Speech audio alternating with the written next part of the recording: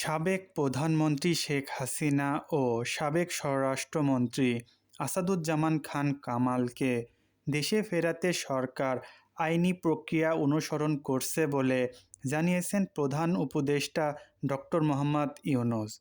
মহান বিজয় দিবস উপলক্ষে জাতির উদ্দেশ্যে দেওয়া ভাষণে তিনি এসব কথা বলেন।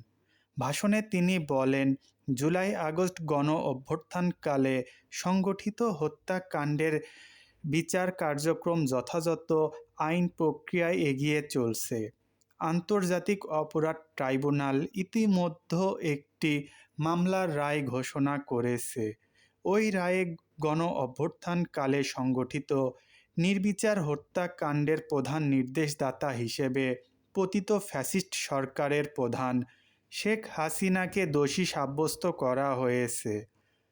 প্রধান উপদেষ্টা জানান, বিচারিক রায়ের ধারাবাহিকতায় অভ্যুত্থানের পর দেশত্যাগকারী শেখ হাসিনা এবং একই মামলায় দণ্ডপ্রাপ্ত সাবেক স্বরাষ্ট্রমন্ত্রী আসাদুজ্জামান খান কামালকে দেশে ফেরাতে সরকার আনুষ্ঠানিকভাবে ভারত সরকারের কাছে অনুরোধ জানিয়েছে। তিনি বলেন, আইনের শাসন প্রতিষ্ঠা ও ন্যায়বিচার নিশ্চিত করতে কাউকেই আইনের ঊর্ধ্বে রাখা হবে না। অপরাধের সঙ্গে জড়িত ব্যক্তি যতই ক্ষমতাধর হোক না কেন, তাকে অবশ্যই বিচার প্রক্রিয়ার মুখোমুখি হতে হবে।